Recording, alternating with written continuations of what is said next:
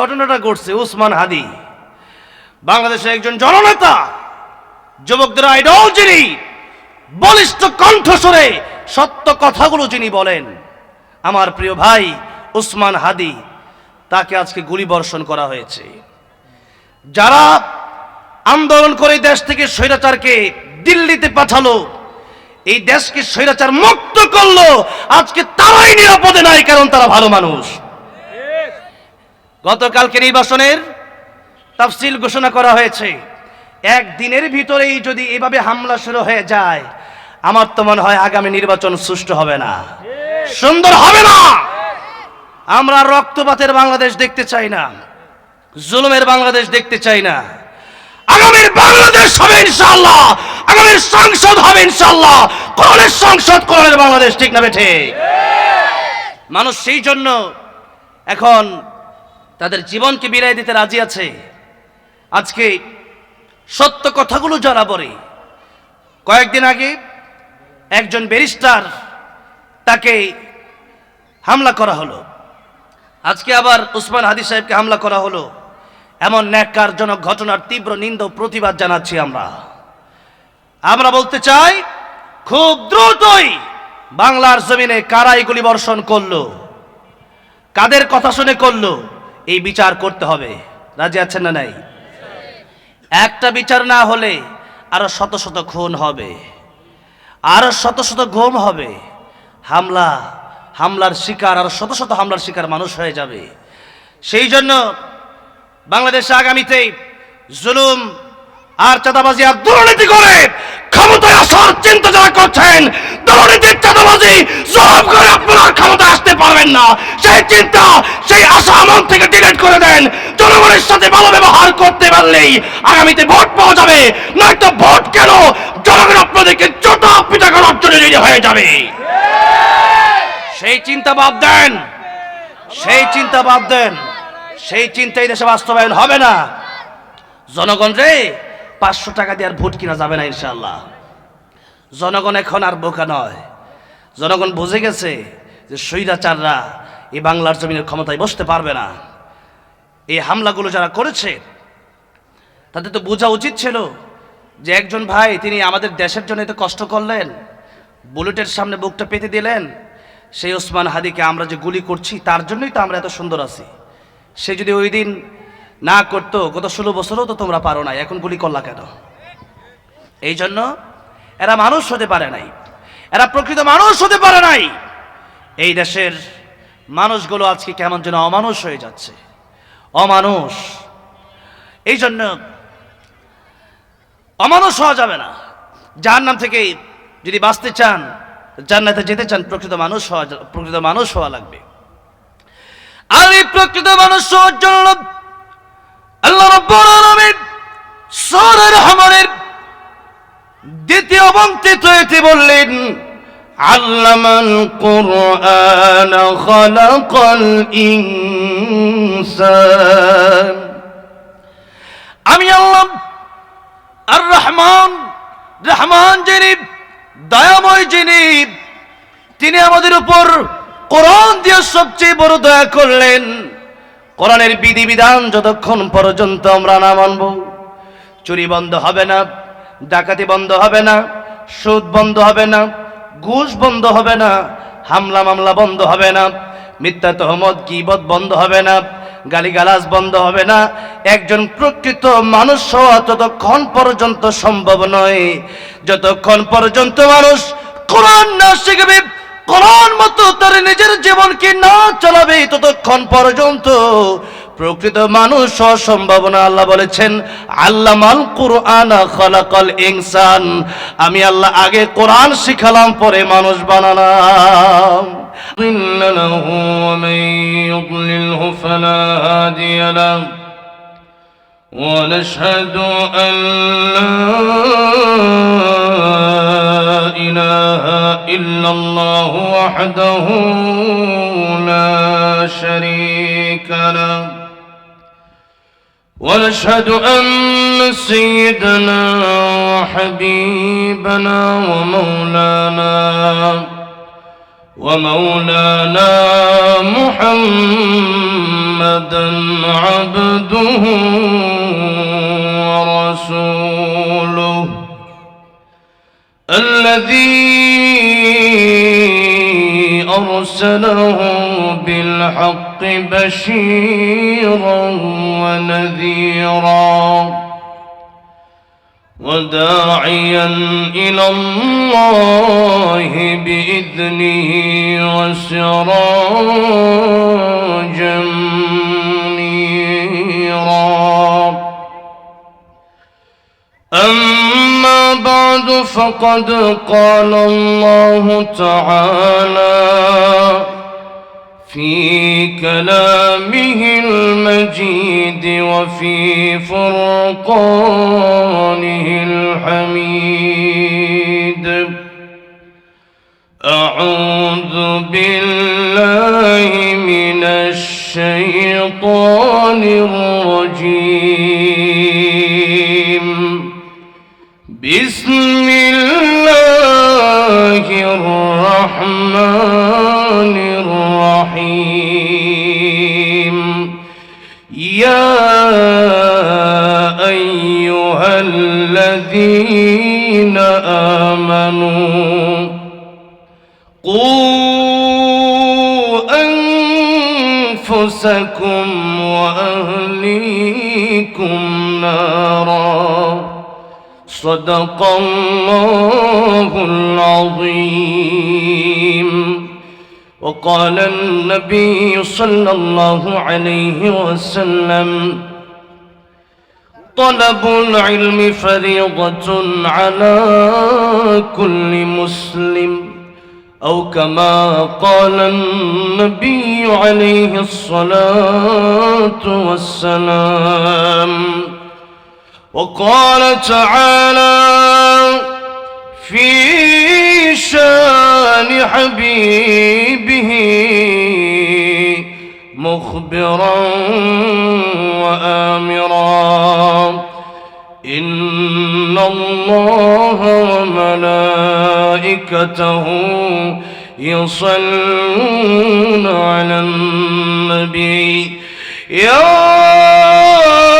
أيها الذين آمنوا صلوا عليه وسلموا تسليما شكرا درود شريف পড়ি اللهم صل على محمد وعلى آل محمد كما صليت على إبراهيم وعلى آل إبراهيم إنك حميد مجيد اللهم بارك على محمد وعلى آل محمد كما باركت على إبراهيم وعلى آل إبراهيم إنك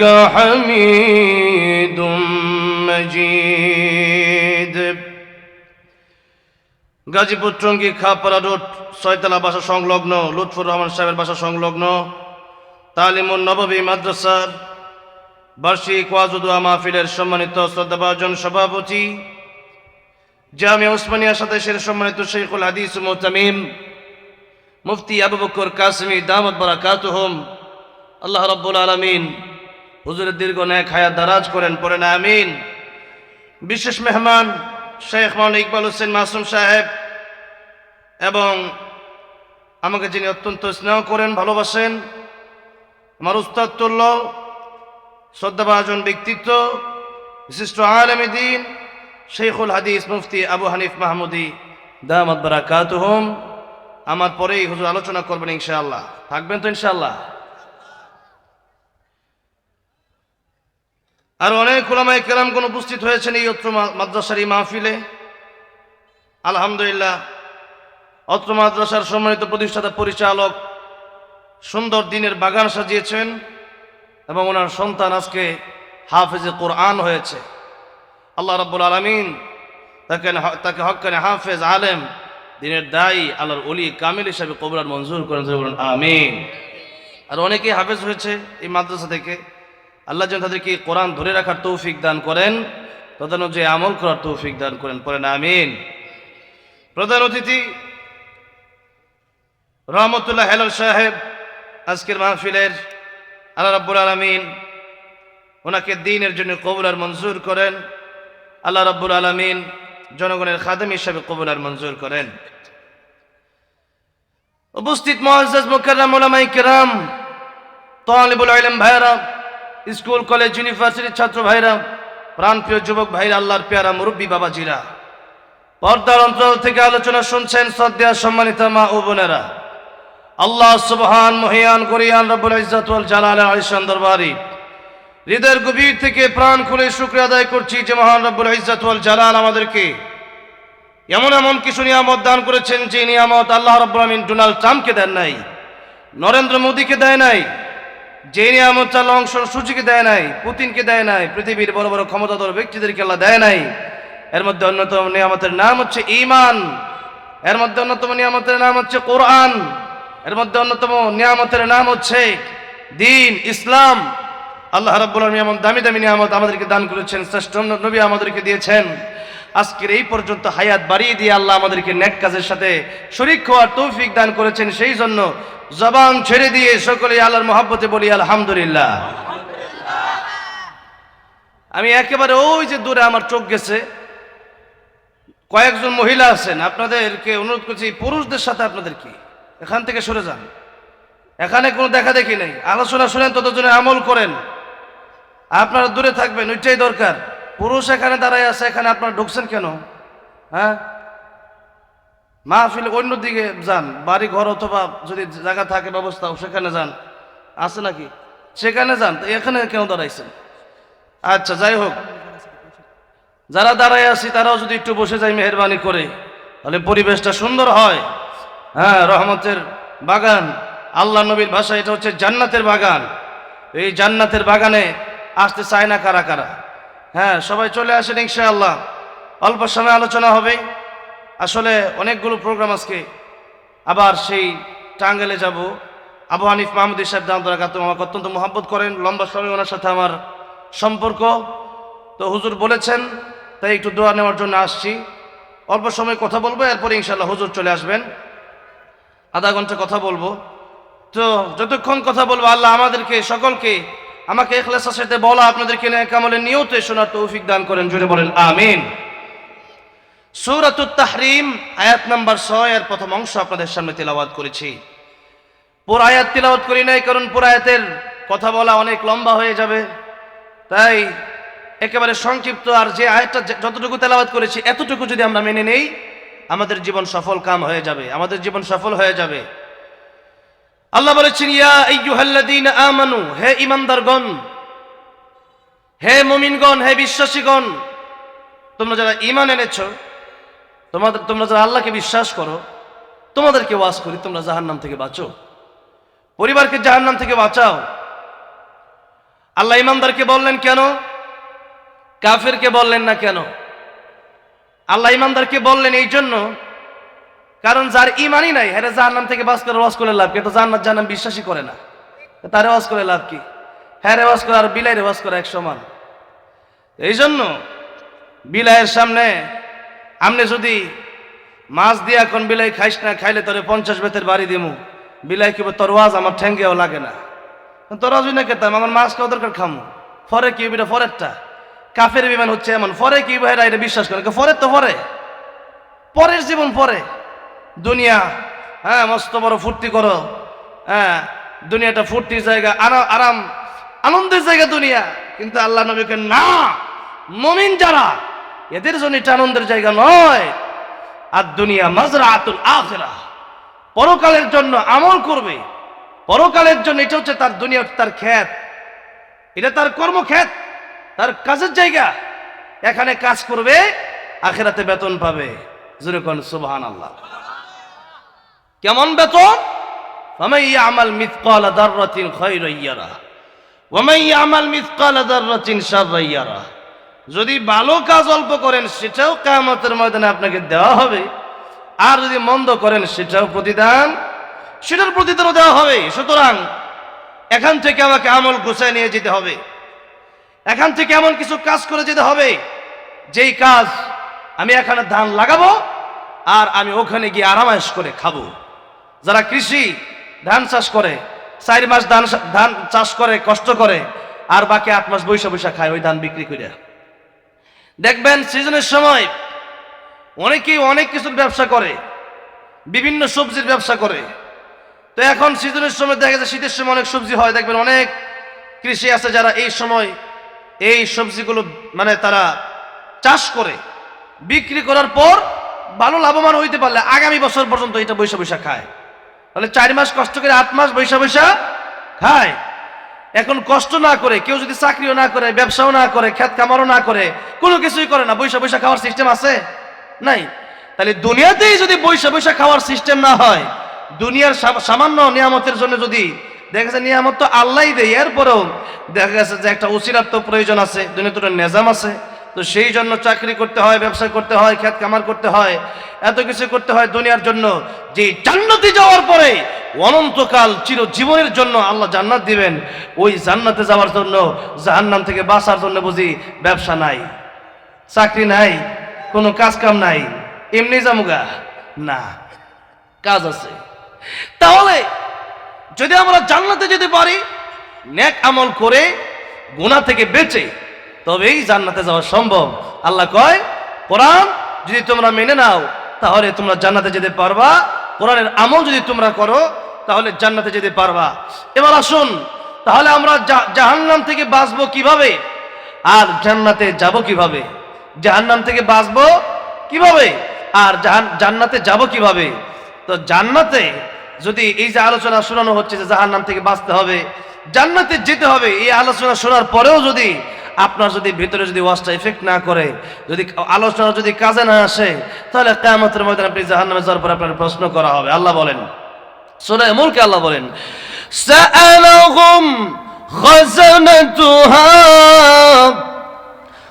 আলাম ইয়াতিকুম নাযীর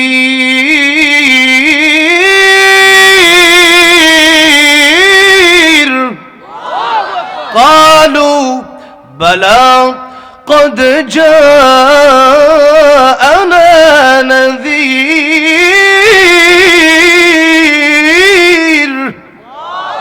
প্রশ্ন করা হবে তোমাদের কাছে কি ভীতি প্রদর্শনকারীরা যায় নাই, ওয়াজ মাহফিল হয় নাই? তখন বলবে কালো, তারা বলবে বালা, হ্যাঁ, কদ জাআনা নাযীর, ভীতি প্রদর্শনকারীরা আসছিল, প্রতি সপ্তাহে কত ওয়াজ হইছে, কিন্তু ফাকাদ্দাবনা, আমরা অস্বীকার করেছিলাম যে মোল্লা কাঠ মোল্লা আর কি কইতু। হ্যাঁ, আমাদের এখানে কাঠ মোল্লা কে গালি দেয়, জঙ্গি কে গালি দেয়, মৌলবাদ বইলা গালি দেয়। আর এগুলা গালি দিলে আমরা অতটা অসন্তুষ্ট হয় না, কারণ আমার নবীরে পাগল জাদু করবে আবু জাহেল গালি দিত। আর আজকে সেই আবু জাহেলের উত্তর শরীগুলা আলেমদেরকে জঙ্গিবাদ আর মৌলবাদ বইলা গালি দেয়। তাহলে যাও তোমরা, আবু জাহেলের সাথে তোমাদের হাসর হবে। আর দ্বীন ও ইসলামের জন্য যদি কেউ খাঁটি মানুষ হয়, যদি কেউ ভালো থাকে, সে ব্যক্তি ভালো থাকতে পারে না। যদি কেউ ভালো কাজ করতেছে, ভালো কাজ করতে পারে না। আজকে বাংলাদেশে যে ঘটনাটা ঘটছে, উসমান হাদি বাংলাদেশের একজন জননেতা, যুবকদের আইডল, যিনি বলিষ্ঠ কণ্ঠস্বরে সত্য কথাগুলো যিনি বলেন, আমার প্রিয় ভাই উসমান হাদি, তাকে আজকে গুলি বর্ষণ করা হয়েছে। যারা আন্দোলন করে দেশ থেকে স্বৈরাচারকে দিল্লিতে পাঠালো, এই দেশকে স্বৈরাচার মুক্ত করলো, আজকে তারাই নিরাপদে নাই, কারণ তারা ভালো মানুষ। গতকালকে নির্বাচনের তাফসিল ঘোষণা করা হয়েছে। একদিনের ভিতরেই যদি এভাবে হামলা শুরু হয়ে যায়, আমার তো মনে হয় আগামী নির্বাচন সুষ্ঠু হবে না, সুন্দর হবে না। আমরা রক্তপাতের বাংলাদেশ দেখতে চাই না, জুলুমের বাংলাদেশ দেখতে চাই না। আগামীর বাংলাদেশ হবে ইনশাআল্লাহ, আগামীর সংসদ হবে ইনশাআল্লাহ, কোরআনের সংসদ, কোরআনের বাংলাদেশ, ঠিক না বেঠে? মানুষ সেই জন্য এখন তাদের জীবনকে বিলাই দিতে রাজি আছে। আজকে সত্য কথাগুলো যারা বলে, কয়েকদিন আগে একজন ব্যারিস্টার, তাকে হামলা করা হলো, আজকে আবার উসমান হাদি সাহেবকে হামলা করা হলো। এমন ন্যাক্কারজনক ঘটনার তীব্র নিন্দা ও প্রতিবাদ জানাচ্ছি আমরা বলতে চাই, খুব দ্রুতই বাংলার জমিনে কারা এই গুলি বর্ষণ করলো, কাদের কথা শুনে করলো, এই বিচার করতে হবে। রাজি আছেন না নাই? একটা বিচার না হলে আরো শত শত খুন হবে, আরো শত শত গুম হবে, হামলার শিকার আরো শত শত হামলার শিকার মানুষ হয়ে যাবে।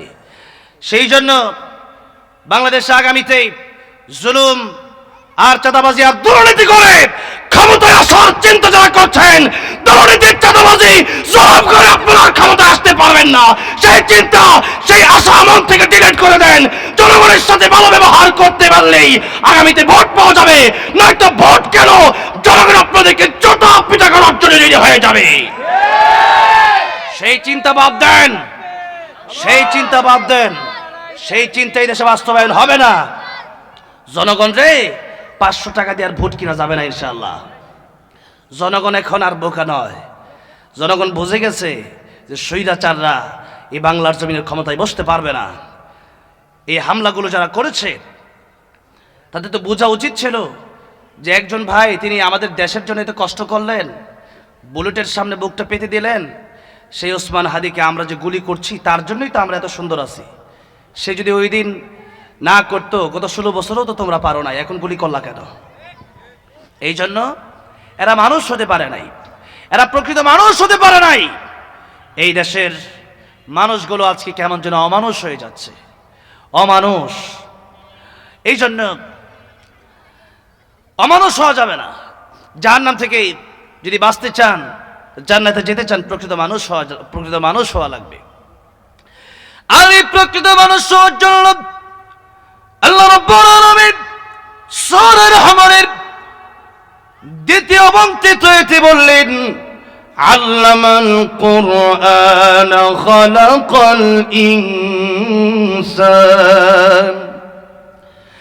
আমি আল্লাহ আর রহমান, রহমান যিনি দয়াময়, যিনি তিনি আমাদের উপর কোরআন দিয়ে সবচেয়ে বড় দয়া করলেন।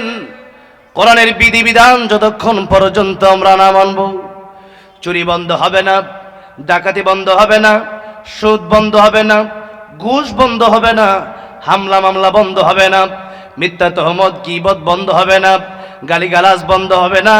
একজন প্রকৃত মানুষ হওয়া ততক্ষণ পর্যন্ত সম্ভব নয় যতক্ষণ পর্যন্ত মানুষ কোরআন না শিখবে, কোরআন মতো তার নিজের জীবনকে না চালাবে, ততক্ষণ পর্যন্ত প্রকৃত মানুষ হওয়া সম্ভব না। আল্লাহ বলেছেন, আল্লামাল কুরআন খালাকাল ইনসান। আমি আল্লাহ আগে কোরআন শিখালাম, পরে মানুষ বানালাম। আগে কোরআন শিখতে হবে, পরে মানুষ হতে হবে। কিন্তু আমরা তো মনে করি সবাই মানুষ। মিশরে গিয়েছিলাম ফেরাউনের লাশ দেখতে, ফেরাউন তাকেও তো মানুষের মতো দেখা যায়, কিন্তু ফেরাউন প্রকৃতপক্ষে মানুষ না অমানুষ। বরং আল্লাহ বলেন কুত্তার চেয়ে ফেরাউন আরো খারাপ। উলাইকা কাল আনআমি বাল হুম আদাল। কুত্তার চেয়ে আরো খারাপ সেই ফেরাউন, সে আবু জাহেল, নমরুদ আর তাদের বর্তমান উত্তরসূরিরা। সুতরাং যদি এমনটা মনে হয় যে আমি কোরআন শিখবো না আর আমি মানুষ হয়ে যাবে, আল্লাহ বলেন না, হওয়া যাবে না। সূরাতে মানুষ হয়ে গেল, সিরাতে মানুষ হওয়া যাবে না। প্রকৃতপক্ষে মানুষ হতে গেলে আল্লাহর কোরআন শিখার বিকল্প কোনো রাস্তা পৃথিবীতে আর নাই, ঠিক না বেঠে? কোরআন শিখতে হবে। তাহলে প্রকৃত মানুষ হওয়ার জন্য কি শিখতে হবে? কি শিখতে হবে? কোরআন শিখতে হবে। এবার একটু দেখুন কোরআনের কথা। কোরআন যে শিখতে হবে জাহান্নাম থেকে বাঁচার জন্য, জান্নাতে যাওয়ার জন্য। এই যে আলোচনা আপনাদের কি করা হচ্ছে, যদি মনে করেন যে আলোচনা শুনবো না, মানবো না, তো আপনার ব্যর্থতা। আপনাকে বলে দিলাম যে আপনি ডান পথে গেলে রোড ভালো, বাম পথে গেলে আপনি ডাকাত আপনাকে ধরার সম্ভাবনা আছে। এরপর বাম পথে আপনি গেলেন, যে তোমার কথা শুনবো না। ডাকাইতে আপনার মোবাইল, আপনার ঘড়ি, আপনার টাকা পয়সা সব চিন্তা করে রেখে দিল। এরপরে আপনি হতাশ হবেন যে আহারে কি হলো, আমি তো কোরআন আমি তো ওনার কথা শুনলাম না, এখন তো ডাকাতে ধরলো। বলেন তো এখন আফসোস করে লাভ আছে? ডাকাতে মোবাইল, এরপরে ঘড়ি, এরপরে টাকা পয়সা নিয়ে গেলে কি ফেরত দেয়? সচরাচর ফেরত দেয় না। তাহলে তখন আফসোস করে লাভ নেই। আফসোসটা করতে হবে কখন? সতর্ক হতে হবে কখন? যখন আপনাকে বলা হচ্ছে ডান দিকে গেলে আপনার ভালো রাস্তা, বাম দিকে গেলে আপনি বিপদে পড়বেন, তখন আপনাকে সাবধান হতে হবে। আর আপনি যদি সাবধান হন, আপনার নিজের বিপদ, আমার কিছু হবে না। আপনি যদি মনে করেন আমি মানবো না, না ভাই না, আমি যাবো বাম দিকে, আপনি গেলেন বাম দিকে, আপনার ডাকাইতে ছুরি দিয়া পার মারলো, এটা কি আমার ক্ষতি হইলো না আপনার নিজের ক্ষতি হইলো? নিজের ক্ষতি হয়েছে, যেরকম ঠিক না বে ঠিক?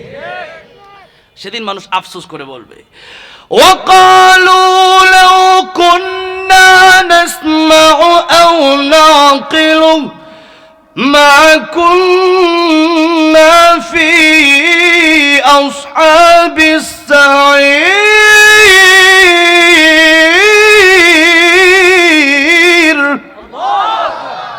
যদি ওই দিন আলেমদের কথা যদি শুনতাম,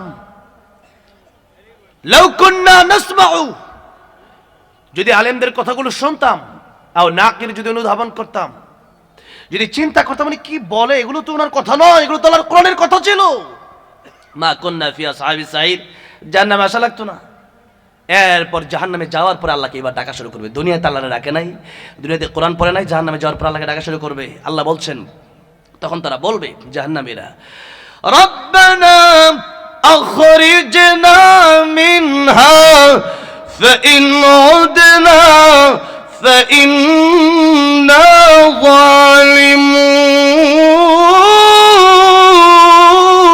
ظالمون قال اخسئوا فيها ولا تكلمون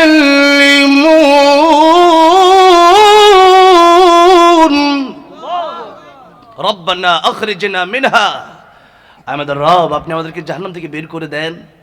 ফাইন উদনা ফাইন্না যালিমুন, আমরা নামাজ ছাড়বো না, আমরা আর কোরআন তেলাওয়াত ছাড়বো না, সুদ ঘুষ খাবো না, মানুষকে কষ্ট দেব না, আর জেনা ব্যভিচার করবো না, আর গান শুনবো না, আর মদ খাবো না, জুয়া খেলবো না, আল্লাহ আর গুনাহ করবো না। আল্লাহ বলবেন, লক্ষ্য করেন আল্লাহ কি বলবেন তখন? আল্লাহ বলবেন কাল আখসাউ ফিহা, কাল আখসাউ ফিহা, লাঞ্ছিত অবস্থায় জাহান্নামে পড়ে থাক, ওয়ালা তুকাল্লিমুন, আজকে আমি আল্লাহর সাথে তোরা কোনো কথা বলবি না, চুপ। আল্লাহ সেদিন বলবে আজকে আমার ডাইকা লাভ নাই, দুনিয়াতে বহু সময় দিছিলাম, ওটা তখন ডাকস নাই কেন, তখন কেন নামাজ পড়স নাই, আজকে আমি ডাকলে লাভ নাই, থাক জাহান্নামে।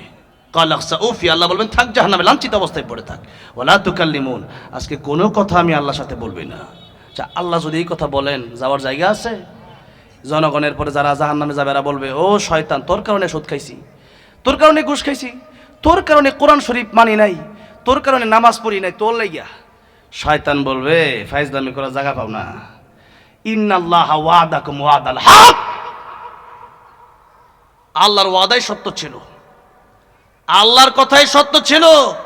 কোরআন সুন্নাহর দলিল ভিত্তিক আলোচনা করার পরেও ভালো লাগে নাই। আর আমি কিছু সুদ খাইছো, আমি কিছু গান শুনছো, কোনো লাভ আছে না ক্ষতি আছে কিছু বুঝছো না, খালি শুনছো, কিছু বিড়ি খাইছো।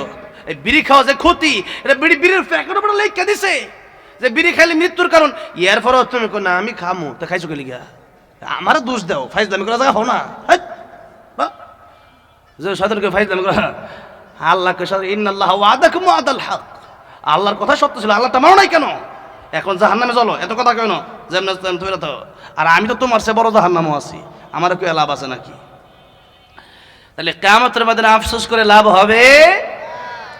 এখন দুনিয়ায় থাকতে আমল করতে পারল, কাইসা মান দানা নাফসাহু ওয়া আমিলা লিমা বাদাল মাউত, ওই ব্যক্তি প্রকৃত জ্ঞানী বুদ্ধিমান, যে ব্যক্তি নিজেকে নিয়ে চিন্তা ভাবনা করে আর পরকালের জন্য সে ব্যক্তি আমল করে নেয়। আজকে আমরা নিজেকে নিয়ে চিন্তা করি না, কি যে হেবেটা কি করছে, হেবেটা খারাপ, হেবেটা ভালো না, এই সমস্ত লইয়া ফিরে আছি। জানোস নি আলামিন কামটা করছে কি? গতকালকে যে বাইকে গেছে জানোস নি? গতকালকে যে আব্দুর রহিম সাহেবের মাইয়াটা রে কি কামটা করছে, এইটা কইতে কইতে 7 জনক এক সমুখ খার একটা করে গিবত করে। ছোট একটা ঘটনা কইলে সময় যদিও কমু, ইমাম সুফিয়ান সাউরি রহমতুল্লাহ অনেক বড় একজন আলেম, অনেক বড় একজন ইমাম, তিনি একবার তার খাদেমকে ডেকে এদিকে আসো, নাও কিছু হাদিয়া তোফা তোমার দিলাম, ওই লোককে দিয়ে আসবা যে আমার গিবত করে। হুজুর আপনি এটা কি করলেন? তারে হাদিয়া দিও মানে তো আপনার বিরোধী। যে আপনারা আমার না দিবেন, আমি আপনার জুতা সোজা করি, কত খেদমত আপনার করি, আমার দেন, হেরা দিয়েছেন কি লিগা? হুজুর ডেকে বলেন, খাদেম শরফ, যে ব্যক্তি আমার গীবত করলো, যে ব্যক্তি আমার বিরোধিতা করলো, সে ব্যক্তি আমার এত বড় উপকার করলো, এত বড় উপকার আমার মা বাবা আমাকে করে নাই।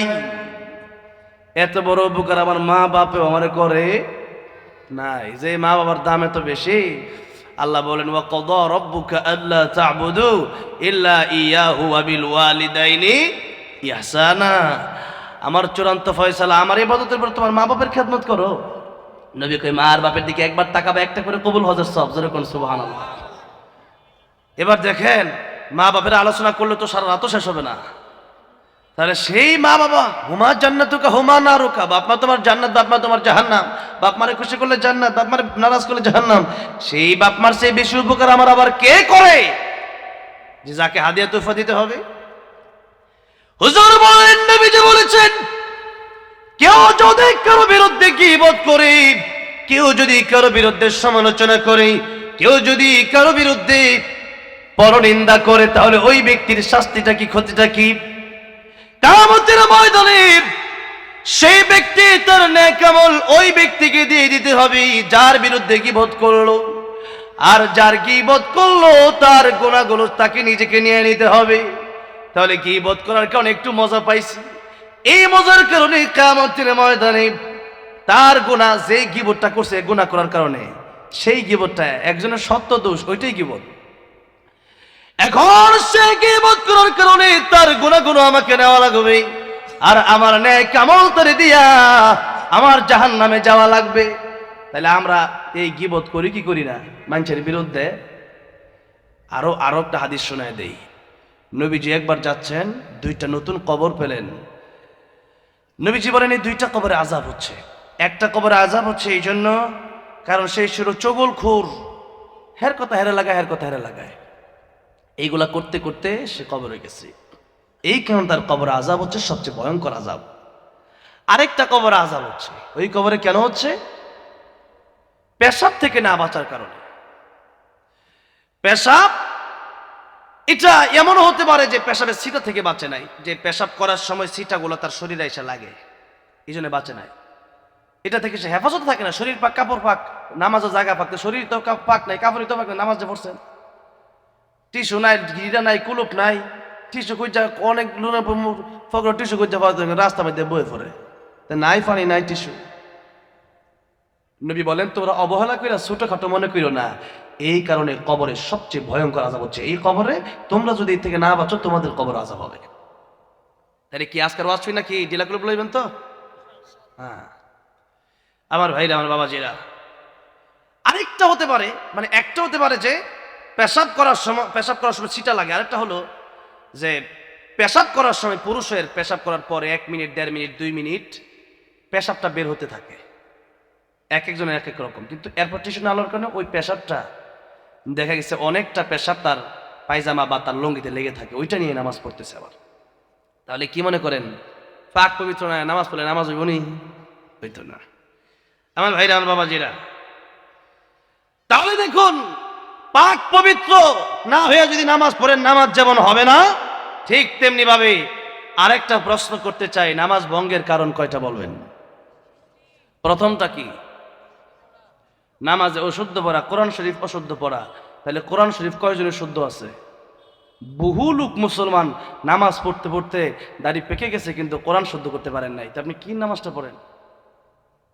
নামাজ যেমন পড়া ফরজ, নামাজের আগে কোরআন শিক্ষা করা ফরজ। এটাই তালাবুল ইলমি ফারিদাতুন আলা কুল্লি মুসলিম। নামাজ পড়ে কিন্তু কোরআন শিখছে না, নামাজ পড়তেছে আলহামদুলিল্লাহ রাব্বিল আলামিন, তো কই আমরা শুদ্ধ হয়েছে? কুল হুয়াল্লাহু আহাদ না কুল হুয়াল্লাহু আহাদ, পর অর্থ চেঞ্জ হয়ে যাচ্ছে, লাহানে জ্বলে হচ্ছে। তাহলে কোরআন শরীফ তেলাওয়াত সেই শুদ্ধভাবে না শিখলে নামাজ পড়লে নামাজ হবে না। এবার নবী কি বলেন? কিয়ামতের ময়দানে সর্বপ্রথম কিসের হিসাব হবে? বলেন বলেন বলেন। আউয়ালু মা ইউহাসাবু বিহি আবদু ইয়াউমাল কিয়ামাতিস সালাহ।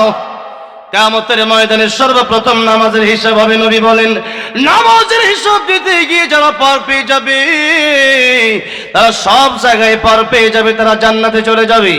আর নামাজের হিসাব দিতে গিয়ে যারা ধরা খেয়ে যাবে, সব জায়গায় তারা ধরা খাবে। সব জায়গায় ধরা খাওয়ার কারণে তাকে জাহান্নামের পথে হাঁটতে হবে। তাহলে কোরআন শরীফ যদি না শিখি, কোরআন শরীফ তো মানা তো মানে বিধিবিধান তো পরে, আগে তো কোরআনটা সহি শুদ্ধ করে শিখতে হবে। যেরকম ঠিক না ঠিক? তাহলে কোরআন সহি শুদ্ধ করে শিখলে নামাজ ঠিক আছে, আপনার সহি শুদ্ধ হবে, নামাজ ঠিক, আপনি জান্নাতি। এক, ও আনফুসাকুম ওয়া আহলিকুম নারা, সময় কুমার 2 মিনিট কথা কমো। ওয়া আহলিকুম নারা, নিজের সন্তানকে জাহান্নাম থেকে বাঁচাও। যদি সন্তানকে ডাক্তার বানায়, ইঞ্জিনিয়ার বানায়, আজকের বহু ডক্টর ইঞ্জিনিয়ার আছে, তারা মনে করে যে মসজিদে 20-30 হাজার টাকা দান করে দিলাম আর সন্তানকে হাফিজ আলেম বানাইলাম না। আপনার সম্পদের চেয়ে আপনার সন্তান ছিল আপনার সবচেয়ে বড় নিয়ামত। সেই নিয়ামতকে আপনি মাদ্রাসা দিতে চান না কেন? যে মাদ্রাসাকে কি আর হইব? তার মানে আপনি কোরআন এবং সুন্নাহর প্রতি আপনার এতটুকু ভালোবাসা নাই যতটুকু ডাক্তারির প্রতি আছে, যতটুকু বিল্ডিং এর প্রতি আছে, যতটুকু দুনিয়ার প্রতি আছে। হাফেজ আলেম দিকে তাকায় দেখেন, বেশিরভাগ হাফেজের বাবা রিক্সাওয়ালা, ঠেলাওয়ালা, সবজি বিক্রেতা, গরিব মানুষ, ছোট ব্যবসায়ী। এই মানুষগুলো তাদের সন্তানকে হাফেজ আলেম দ্বীন বানাচ্ছে।